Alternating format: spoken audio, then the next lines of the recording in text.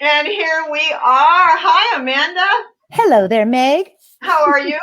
I'm doing great. I'm doing I am great. so glad. I So, love coming so together glad. with you always. This is wonderful. This is Amanda Ree of samadog.com. I always have to Woo. give a shout out for that. And on Facebook and other things, we are Samadog Wellbeing, correct? Indeed, yeah. There you go. So Yeah. we can find you because I Googled you yesterday.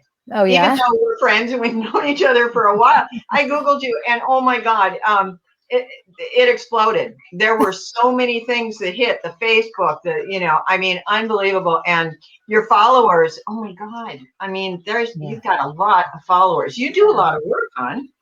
Yeah, I love, I really like to be able to get out and connect with everyone all around the world and love to collaborate with different communities as well, like this. And Mhm. so luckily, and what a blessing that we've been able to spread our little paws quite wide and ever growing. And yeah, it's a lot of fun. And And always, with social media, it's such a nice way also to just kind of give like little tidbits of information rather than being overwhelming with things. So I Mhm. like to utilize that platform. That's perfect. That's perfect. And I like that because knowledge is in tidbits, right? I mean, it often is. It's better swallowed, not a full buffet at a time. Yeah, yeah, Yeah, exactly. literally Bite one size. bite size, exactly. So when we talked about doing this, when I invited and fingers crossed, you wrote me back and you said good times with good friends talking dog. Nothing better, seriously. Yeah, yeah, and we do. Amazing. I don't mean to say this, and I know the cat people will understand. We do throw a cat into the conversation every now and again. Don't come back on me about throwing cats, but then of course, me with the horses. I did my shift this morning at Rains Therapeutic Horseback Riding, so I love the equines as well Uh-huh. as don't we all. But this morning, before we jump in completely, I said that literally wanted to talk about my T-shirt. My T-shirt reads, I work hard so my dog can have a better life. That's what it says. I work hard so my dog can have a better life. And what I wanted to just barely touch on, it's not about money. It's not about having more money for my dog. It is about having more knowledge, more learning, more insight as to what my dog needs. And that's why you and I are here today to discuss this. So let's talk about that. And where do you want to start, my dear? Where do you want to start? Well, I think that, if we're going to talk Ayurveda at all, which is Yes, what we our are. specialty is in Yes. Sama Dog, not only do we just really support and share and teach and provide tools for living a holistic life with your dog, and we always add in spiritual, so a spiritual and holistic life, because it is part of our work is definitely to recognize that energetic and soulful and love filled side of them, so that we have this really kind of well-rounded holistic experience. And so all of this conversation in the world of Sama Dog kind of lays on the foundation of Ayurveda. So I think it's always a good place to start there and explain Ayurveda a little bit for people who might not know. Yes, please. So yeah, and it's likely that you won't know because it's really not a very popular science, although it is timeless. It actually, Ayurveda is said to be the oldest healing system on the planet. And so the easiest place to kind of place it for us to understand is alongside yoga and meditation. And they call it kind of the three legs of the stool, the three pillars of Vedic knowledge. So most people are a little bit more familiar with yoga and meditation. So this Ayurveda is the wellness system. So just like yoga is kind of the philosophy, and meditation, you could say, is kind of the more spiritual practice, Ayurveda teaches us a lifestyle system, and it means the science of life. That's what Ayurveda literally translates to in Sanskrit. And so what I thought we would kind of get into today, which might be fun, I've been thinking about it so much lately, is seasonal connection and Yes. seasonal honoring and recognizing. Now we moved recently, as you know, Meg, we moved just a couple months ago to the mountains and to a whole different environment in this, in the plant world and in the, even just the windiness and the birds and obviously all of wildlife and the entire environmental experience here is so very different than it was in San Diego.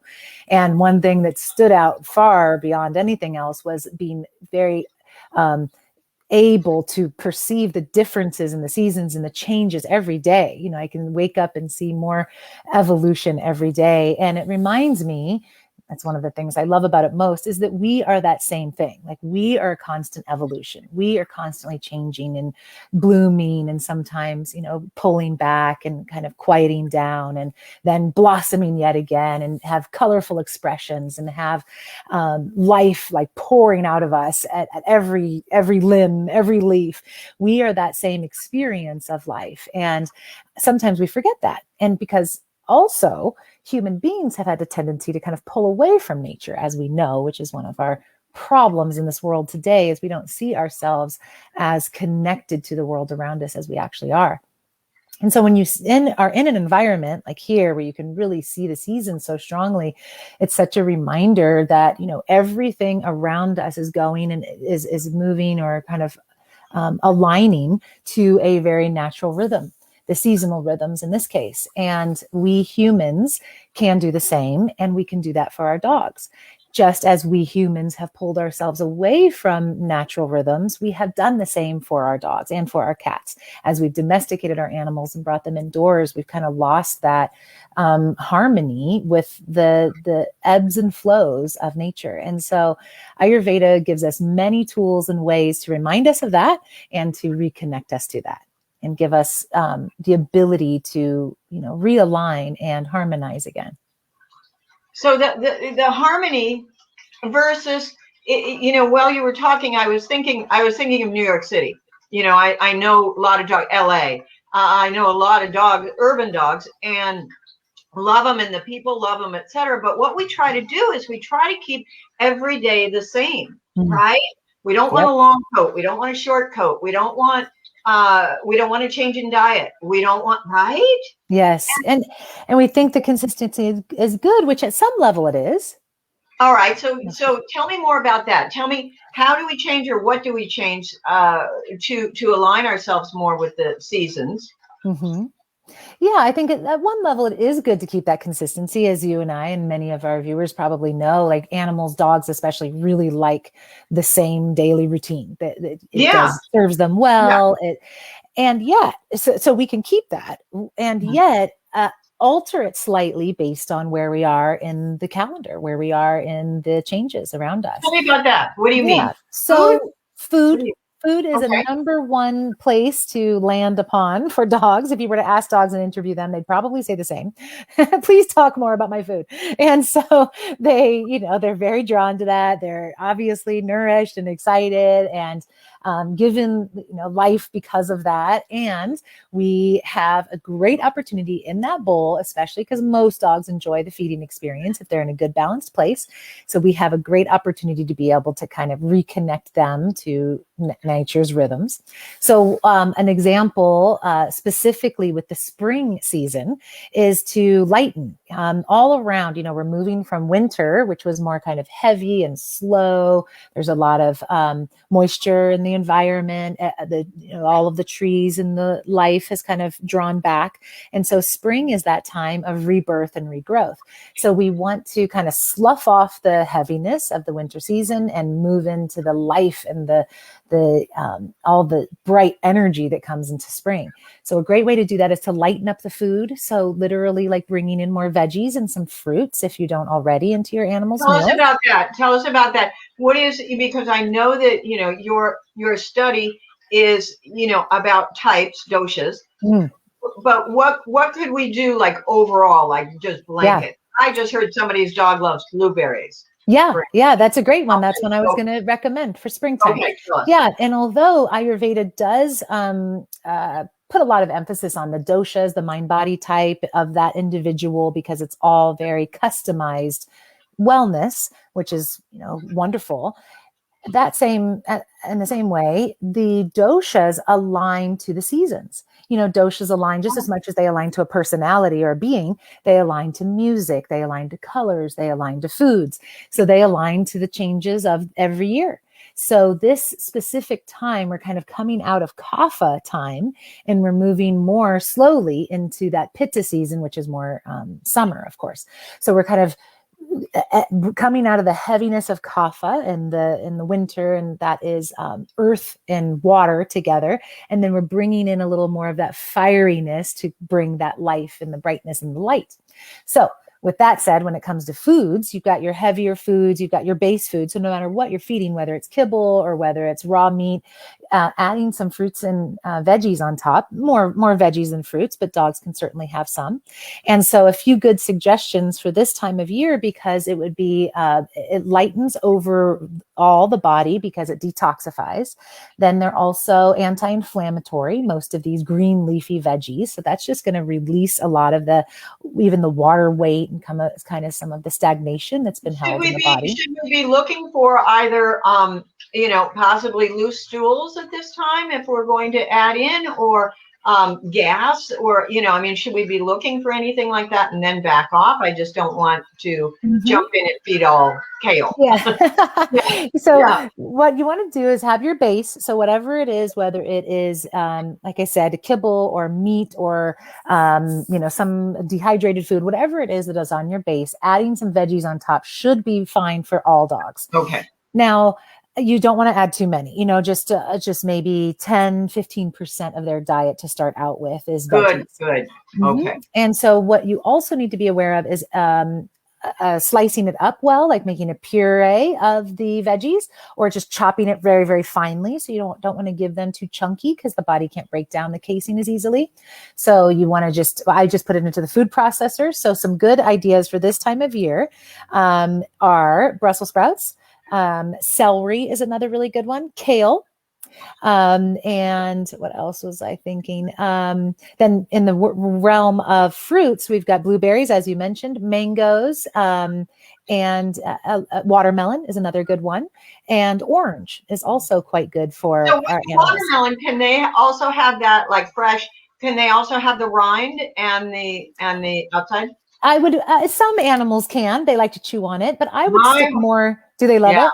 Yeah. My horses love watermelon. Yeah, horses, because they can handle that for sure. They can handle that. Yeah, and they love it. So yeah, little dog with a rind, they may or may not want to chew on that. Some of them will. Okay. Some of them will like just the texture of it, but more so the fruity part. And then you just, again, you want to chop it up nice and small so they can digest it well, and just mix it in with their food.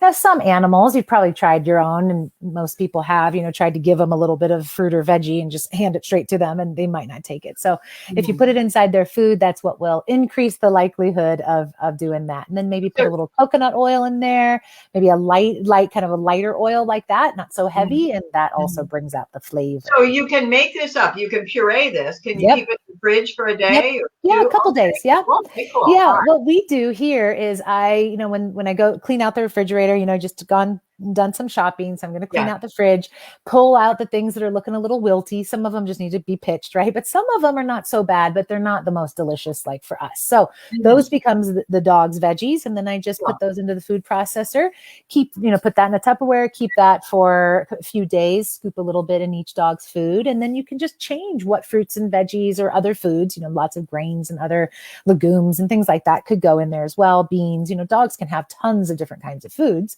but to not overwhelm us, you can just kind of start here for these spring selected foods and put a little bit on. And, you might really notice a difference in your dog. What that means, what will we notice? We'll notice, some of that detoxifying happening. So you'll start to just notice like some of the stickiness or the smelliness reducing. You will notice their energy hopefully picking up a little bit.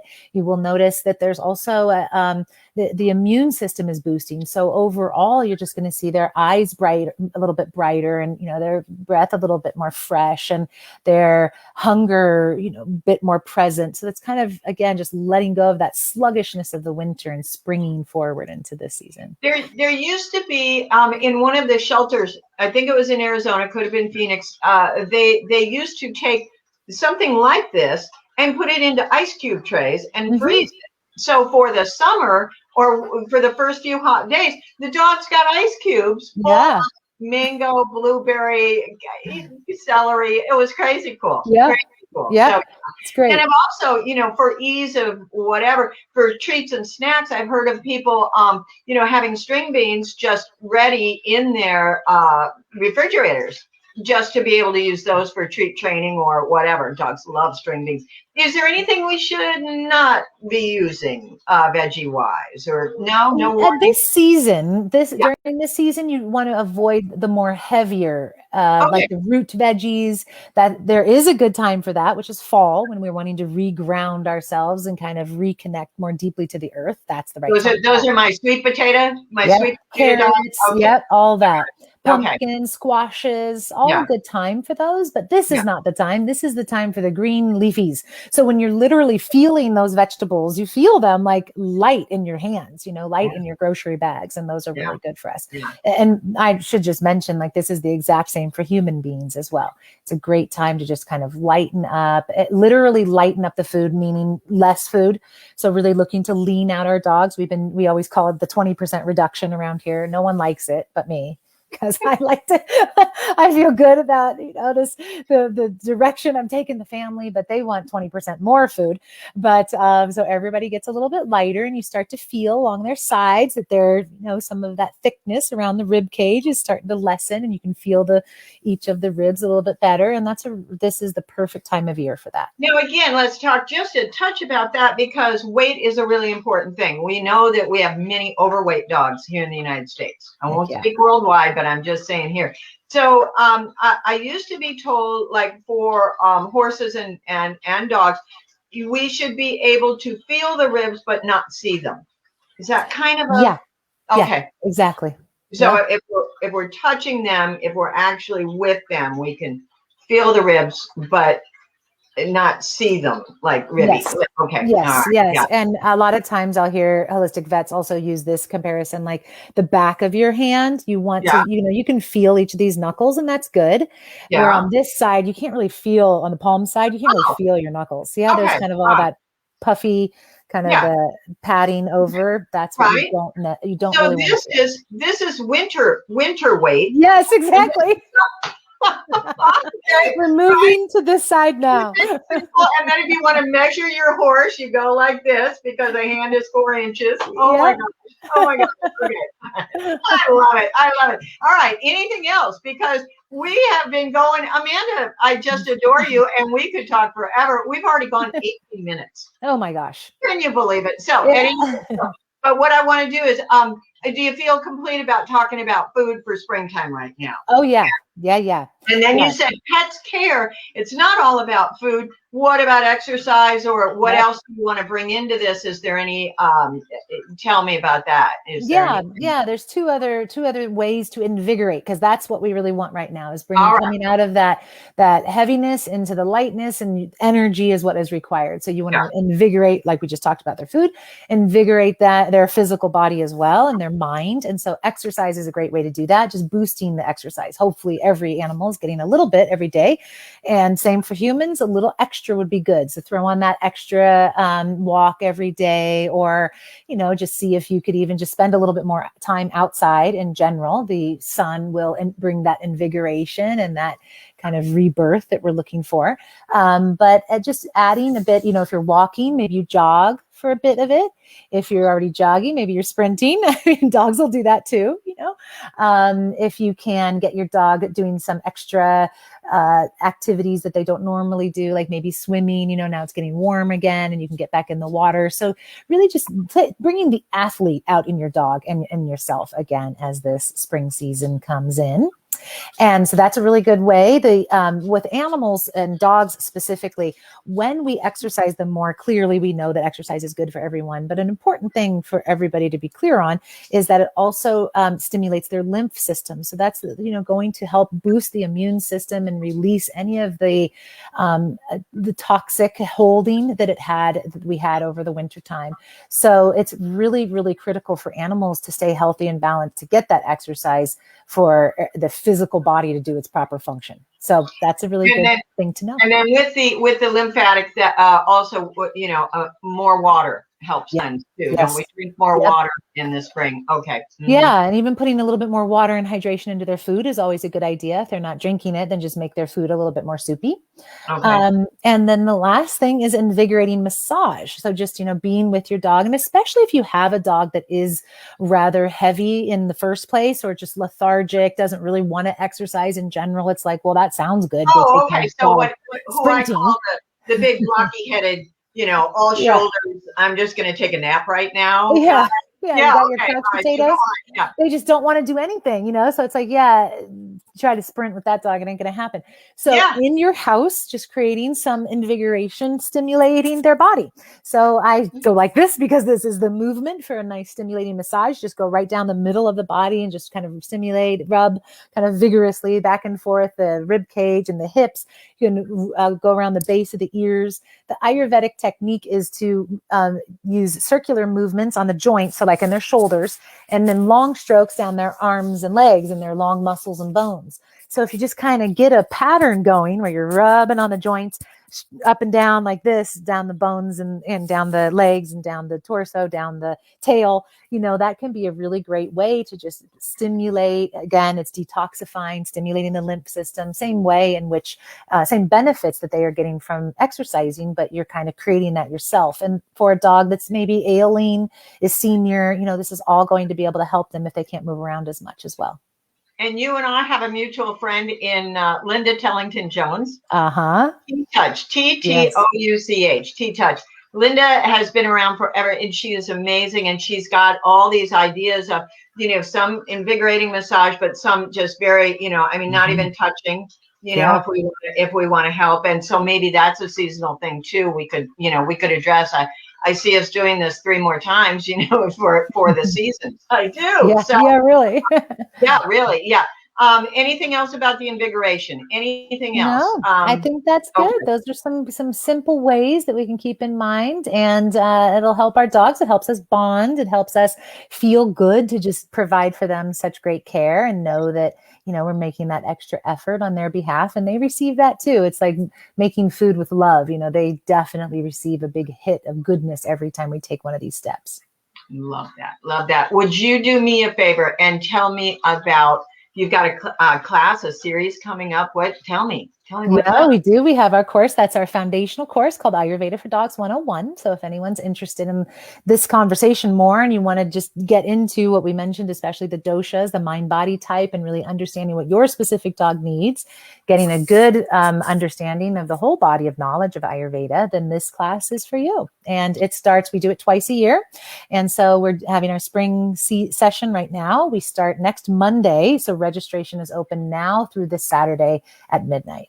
Wow. Okay. So we've got a couple of days to get in. This course is amazing because I was afraid in the beginning that it was only going to be, if I didn't fit into one type, me and my dog, we didn't fit into one type, then I wasn't going to understand it. But you just broadened it. And you also said there are borderline types that you can be this and that. And, and just gave me a freedom that was involved with this learning that was and is massive to this day, because every once in a while I'll get a little, somebody new in my life or somebody old that, and it gets a little bit, I'm going to push back, even if it's in a conversation. And then I remember, okay, now who am I talking to? And I remember your fabulous husband, Renee. I remember Renee saying, it really helps me when I know who I'm talking to.